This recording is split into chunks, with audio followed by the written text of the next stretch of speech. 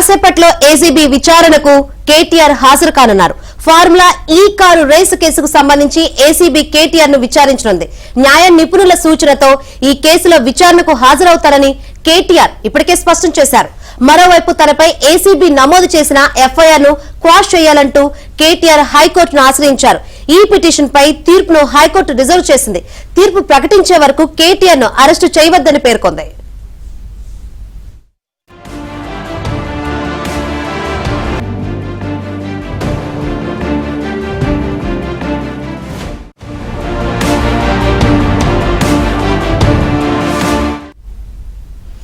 మరోవైపు ఇదే కేసులో రేపు విచారణకు రావాలంటూ ఈడీ కేటీఆర్ కు నోటీసులు జారీ చేసింది. ఈ కేసులో సహా నిందితులుగా ఉన్న బిఎల్ఎన్ రెడ్డి, అరవింద్ కుమార్లను ఈ నెల 2, 3వ తేదీల్లోనే విచారణకు రావాలని ఈడీ సమన్లు జారీ చేయగా వారిద్దరూ కొంత సమయం కావాలని రాతపూర్వకంగా కోరారు. దీంతో వారికి ఈడీ అధికారులు వారం రోజుల వ్యవధి ఇచ్చారు.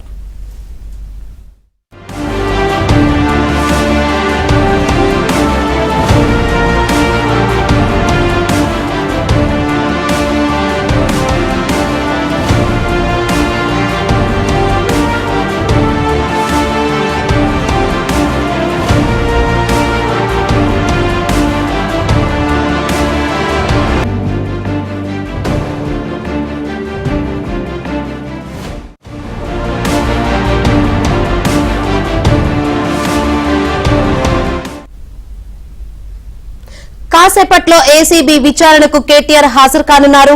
ఫార్ములా ఈ కారు రేసు కేసుకు సంబంధించి ఏసీబీ కేటీఆర్ ను విచారించనుంది. న్యాయ నిపుణుల సూచనతో ఈ కేసులో విచారణకు హాజరవుతానని కేటీఆర్ ఇప్పటికే స్పష్టం చేశారు. మరోవైపు తనపై ఏసీబీ నమోదు చేసిన ఎఫ్ఐఆర్ ను క్వాష్ చేయాలంటూ కేటీఆర్ హైకోర్టును ఆశ్రయించారు. ఈ పిటిషన్ పై తీర్పును హైకోర్టు రిజర్వ్ చేసింది. తీర్పు ప్రకటించే వరకు కేటీఆర్ ను అరెస్టు చేయవద్దని పేర్కొంది.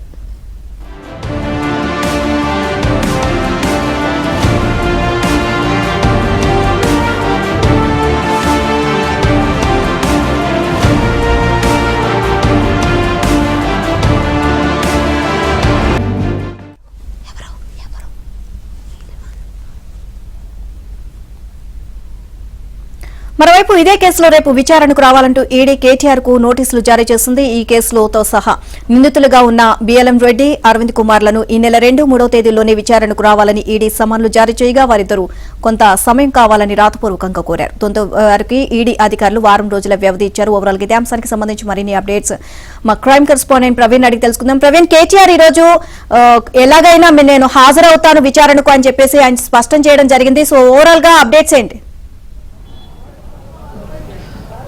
ఫార్ములా ఈ కార్ రేసింగ్ కేసులో ఇప్పటికే కేటీఆర్ కు ఏసీబీ నోటీసులు జారీ చేసింది. ఈ రోజు వ్యక్తిగతంగా విచారణకు 10 గంటల 30 నిమిషాలకు విచారణకు హాజరు కావాలంటూ కూడా ఇప్పటికే నోటీసులో కూడా పేర్కొన్నారు. మరికొద్ది సేపట్లోనే తెలంగాణ భవన్ నుండి కూడా ఏసీబీ కార్యాలయానికి కేటీఆర్ చేరుకునేటువంటి అవకాశం ఉంటుంది.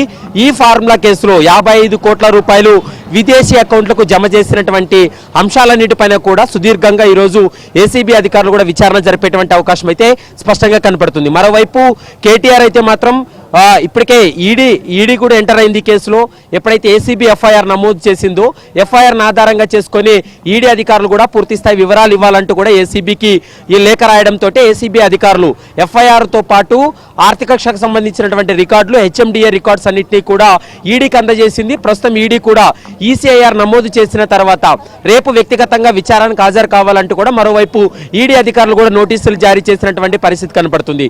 ముఖ్యంగా ఈ రోజు జరగబోయేటువంటి విచారణ చాలా కీలకమైనటువంటి విచారణగా మనం భావించాల్సి ఉంటుంది. ఇప్పటికే ఈ ఎఫ్ఐఆర్ నమోదైనప్పటి నుంచి కేటీఆర్ పైన అనేక అభియోగాల ఆరోపణలు రావడం జరిగింది. ఎందుకంటే అధికారులపైన తీవ్ర ఒత్తిడికి గురి చేసి 55 కోట్ల రూపాయల వరకు కూడా విదేశీ అకౌంట్లకు జమ చేశారు. కాబట్టి దీనిపైన విచారణ జరపాలనేది ఏసీబీ భావిస్తుంది. అందులో భాగంగానే ఏసీబీ అధికారులు నోటీసులు జారీ చేశారు.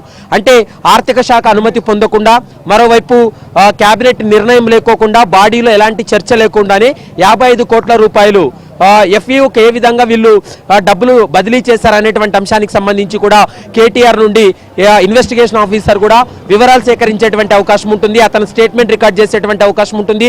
మరోవైపు కేబినెట్ నిర్ణయం తీసుకోకుండా చేయడానికి ప్రధానమైనటువంటి కారణం ఏంటనేటువంటి అంశంపై కూడా క్లారిటీ తీసుకుంటారు.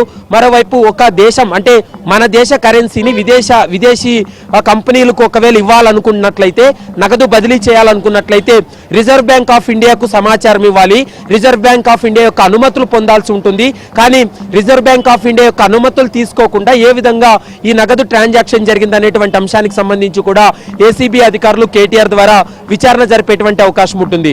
మరోవైపు ఫార్ములా ఈ కార్ రేసింగ్ అనేది 2023 సక్సెస్ అయిన తర్వాత 2024లో కూడా పూర్తి స్థాయిలో నిర్వహించాల్సి ఉంటుంది. కానీ ఎందుకు ఒప్పందం ఉల్లంఘించుకున్నారనేటువంటి అంశానికి సంబంధించి ప్రైవేట్ కంపెనీని కూడా ఇందులో పార్టీ చేశారు కాబట్టి ఆ కంపెనీకి సంబంధించి కూడా విచారణ జరిపేటువంటి అవకాశం ఉంటుంది.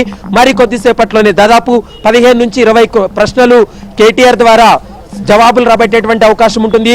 అతను స్టేట్మెంట్ రికార్డ్ చేసేటువంటి అవకాశం ఉంటుంది. అందులో భాగంగానే ప్రస్తుతం మనం ఏసీబీ కార్యాలయం వద్ద ఉన్నాము. ఏసీబీ ఆఫీస్ వద్ద పోలీసుల బందోబస్తు కొనసాగుతుంది. ఎందుకంటే ఈరోజు పార్టీకి సంబంధించినటువంటి కార్యకర్తలు పెద్ద సంఖ్యలో ఏసీబీ కార్యాలయం ముందు ఆందోళనలు కావచ్చు, నిరసనలు చేసేటువంటి అవకాశం ఉంటుంది. కాబట్టి దాన్ని దృష్టిలో పెట్టుకొని ఏసీబీ కార్యాలయం 4 వైపులా కూడా పూర్తి స్థాయిలో బందోబస్తు కూడా ఏర్పాటు చేసినటువంటి పరిస్థితి కనపడుతుంది. ఎక్కడ శాంతి భద్రతలు విఘాతం కలగకుండా ఉండేందుకు అన్ని రకాల ప్రస్తుతం పోలీసులు అయితే చర్యలు తీసుకుంటున్నారు. ఎందుకంటే ఇటు బంజారా హిల్స్ నుంచి కావచ్చు, మరోవైపు ఇటు జూబ్లీ హిల్స్ ఏరియా నుంచి కావచ్చు, ఫిలిం నగర్ నుంచి వచ్చేటువంటి ఏరియాలు మొత్తం కూడా పోలీసులు వారి మొత్తం కూడా ఆ ఏరియాల్లో అయితే మాత్రం పూర్తి స్థాయిలో బార్గేట్లు వేసి చర్యలు కూడా తీసుకుంటున్నటువంటి పరిస్థితి అయితే స్పష్టంగా కనపడుతుందని చెప్పుకోవచ్చు. మరికొద్ది సేపట్లోనే కేటీఆర్ వ్యక్తిగతంగా విచారణకు హాజరవుతారు. వ్యక్తిగతంగా విచారణకు హాజరైన తర్వాత కేటీఆర్ స్టేట్మెంట్ రికార్డ్ చేసేటువంటి అవకాశాలు అయితే స్పష్టంగా కనపడుతున్నాయి.